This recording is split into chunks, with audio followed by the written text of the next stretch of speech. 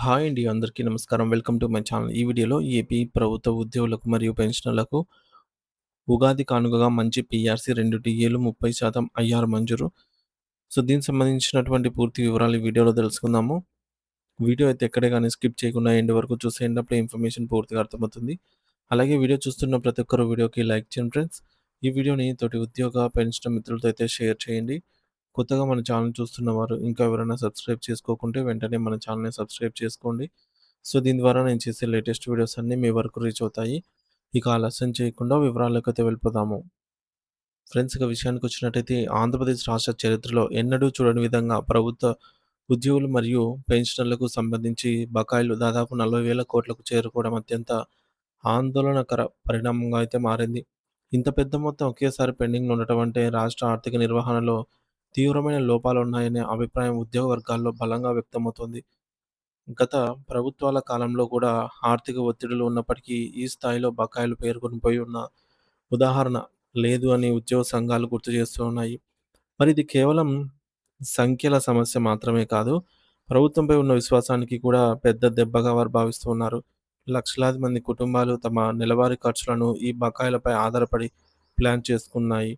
ఆ మొత్తాలు రాకపోవడంతో గృహ రుణాలు, విద్యా ఖర్చులు, వైద్య అవసరాలు అన్నీ ఒత్తిడిగా మారాయి.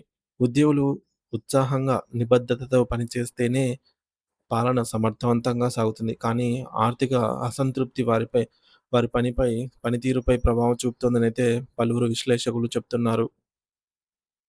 కేబినెట్ సమావేశాలు, బడ్జెట్ ప్రసంగాలు జరిగినప్పటికీ స్పష్టమైన రోడ్ మ్యాప్ ప్రకటించకపోవడం అస్పష్టతను పెంచుతోంది. అసెంబ్లీలో రాజకీయ వాగ్వాదాలు జరుగుతున్నా ఉద్యోగుల బకాయిలపై కాంక్రీట్ నిర్ణయం రాకపోవడం వారిని మరింత నిరాశకు గురిచేస్తోంది. రాష్ట్రంలోని ఉద్యోగులు మరియు పెన్షనర్లు తమ హక్కుల కోసం నిరంతరం ఆందోళనలు చేపడుతూనే ఉన్నారు. పెరిగిన ద్రవ్యోల్బణానికి అనుగుణంగా జీతాలు సవరించాలి, నిలిపివేసినటువంటి డీఏ బకాయిలను వెంటనే చెల్లించాలి అనే డిమాండ్ బలంగా వినిపిస్తోంది. పీఆర్సీ నివేదిక వచ్చే వరకు కనీసం మధ్యంతర భృతి ఐఆర్ ప్రకటించాలని పలుమార్లు విజ్ఞప్తులు చేశారు. 12వ పీఆర్సీ ఏర్పాటులో జాప్యం వల్ల భవిష్యత్ వేతన నిర్మాణం అనిశ్చితిలో పడిందని వారు ఆందోళన వ్యక్తం చేస్తున్నారు. స్పందన లేకపోతే సమ్మెకు దిగాల్సి వస్తుందని అయితే సంఘాలు ఇప్పటికే హెచ్చరించాయి. ఉగాది పండుగ నాటికైనా పెండింగ్ డీఏలను విడుదల చేసి 30% మధ్యంతర భృతి ప్రకటిస్తే కుటుంబాలకు ఊరట లభిస్తుందని ఆశిస్తున్నారు. ఎన్నికల సమయంలో ఇచ్చిన హామీలు అమలు కాలేదు అనే ఆవేదన మరింత పెరిగిపోతుంది. తెలుగుదేశం, జనసేన కూటమి ప్రభుత్వం అధికారంలోకి రావటానికి ఉద్యోగులు, పెన్షనర్లు కీలక పాత్ర పోషించారని వారు గుర్తు చేస్తున్నారు. ఎన్నికల మేనిఫెస్టోలో ఉత్తమ పీఆర్సీ, మధ్యంతర భృతి, పెండింగ్ డీఏల వేగవంతమైనటువంటి విడుదల వంటి హామీలు ఇచ్చారని చెబుతున్నారు.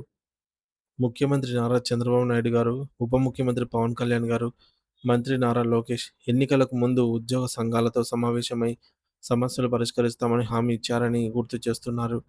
కానీ దాదాపు 2 సంవత్సరాలు గడుస్తున్న దశగా అమలు దిశగా పెద్దగా అడుగులే పడలేదని విమర్శిస్తున్నారు. ఇక సంక్రాంతి నాటికైనా శుభవార్త వస్తుందని ఆశ నెరవేరకపోవడంతో తీవ్ర అసంతృప్తి అయితే నెలకొంది ఉద్యోగ పెన్షన్‌లో. ఇటీవల విడుదలైన నిధులు మొత్తం బకాయిలతో పోలిస్తే చాలా తక్కువగా ఉన్నాయని ఉద్యోగులు అంటూ ఉన్నారు. వేల కోట్ల పెండింగ్ ఉన్నప్పుడు కొద్ది మొత్తాన్ని విడుదల చేసి సమస్య పరిష్కారమైందని చెప్పడం సరికాదని అభిప్రాయపడుతూ ఉన్నారు. ముఖ్యంగా ఉపాధ్యాయ సంఘాలు కఠిన వైఖరిని అవలంబిస్తున్నాయి.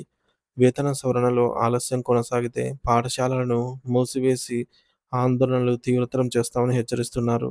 రాష్ట్రవ్యాప్త ఉద్యమం తప్పదని నాయకులు స్పష్టం చేస్తున్నారు. గతంలో ఎదురైన ఇబ్బందులు మళ్ళీ పునరావృతం అవుతున్నాయా అనే భావన ఉద్యోగుల్లో పెరిగిపోతోంది. ఇటు పెన్షనర్ల పరిస్థితి మరింత క్లిష్టంగా ఉంది. సుమారు 4,00,000 మంది పెన్షనర్లు డీఏ అరియర్స్, పీఆర్సీ బకాయిలు, సరెండర్ లీవ్ డబ్బుల కోసం ఎన్నో ఏళ్లుగా ఎదురుచూస్తున్నారు. జీపీఎఫ్, ఏపీజీఎల్ఐ నిధులు కూడా సమయానికి అందకపోవడం ఆందోళన కలిగిస్తోంది.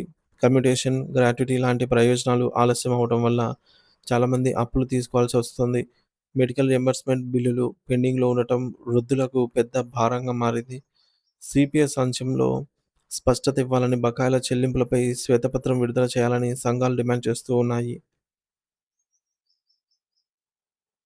మన ఈ విజయవాడలో జరిగినటువంటి ఉపాధ్యాయుల ధర్నా రాష్ట్ర వ్యాప్తంగా చర్చనీయాంశమైంది. వేలాది మంది ఉపాధ్యాయులు హాజరై తమ డిమాండ్లను గట్టిగా వినిపించారు. ప్రభుత్వం ఏర్పడి 20 నెలలు గడిచినా ఆర్థిక ప్రయోజనాలపై స్పష్టత లేకపోవడాన్ని నిర్లక్ష్యానికి నిదర్శనమని వారు ఆరోపిస్తున్నారు. సమస్యలు పరిష్కరించకపోతే చలో అసెంబ్లీ కార్యక్రమం చేపడతామని హెచ్చరించారు.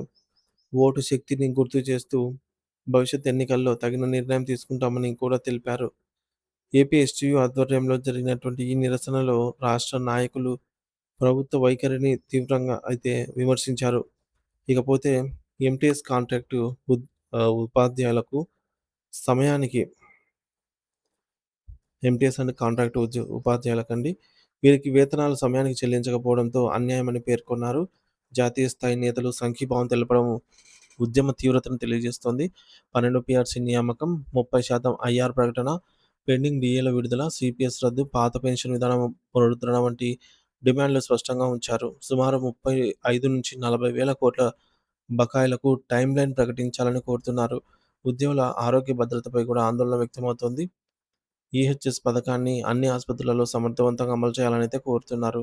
విద్యా వ్యవస్థలో యాప్‌ల భారం తగ్గించి బోధనకు ప్రాధాన్యత ఇవ్వాలనైతే ఉపాధ్యాయులు చెప్తున్నారు. అధిక పనిభారం, ఒత్తిడితో కొందరు ఆత్మహత్యలకు పాల్పడుతున్నారని, ఇది తీవ్రమైన ఆందోళనకరమని అయితే నేతలు హెచ్చరిస్తున్నారు. కేజీబీవీ సమగ్ర శిక్ష మోడల్ మరియు రెసిడెన్షియల్ పాఠశాలల్లో పనిచేస్తున్న కాంట్రాక్ట్ సిబ్బందిని రెగ్యులర్ చేయాలనైతే కారుణ్య నియామకాలు వేగవంతం చేయాలని డిమాండ్ చేస్తున్నారు. బడ్జెట్‌లో బకాయిల ప్రస్తావన లేకపోవడం వారిని కలిచివేసింది. ఇచ్చిన హామీలను నిలబెట్టుకొని ఉద్యోగులు, పెన్షనర్లు విశ్వాసాన్ని కాపాడాలని వారు ప్రభుత్వాన్ని అయితే కోరుతున్నారు. సమస్యలు పరిష్కారం కాకపోతే రాష్ట్ర వ్యాప్తంగా ఉద్యమాలు మరింత ఉధృతమవుతాయని అయితే స్పష్టం చేస్తూ ఉన్నారు. సో, ఇది ఫ్రెండ్స్ ఈ మేరకు ఉగాది కానుకగా వీటన్నిటిని కూడా విడుదల చేయాలని ఉద్యోగ పెన్షనర్స్ అయితే కోరుతున్నారు. ప్రెజెంట్ మనకు అసెంబ్లీ సమావేశాలైతే జరుగుతూ ఉన్నాయి.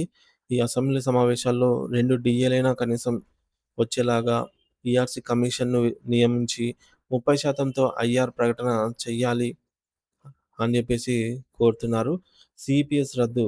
సో, గతంలో ఒక సంవత్సరం గరిష్టంగా ఒక 1 ఇయర్‌లోనే సీపీఎస్ రద్దుకు ఇంప్లిమెంటేషన్ చేస్తామని హామీ ఇచ్చి ఇప్పుడు 2 ఏళ్లు గడుస్తున్నా కూడా ప్రభుత్వము దానిపైన ఎటువంటి వివరణ, క్లారిఫికేషన్ గూడా ఇవ్వలేదు.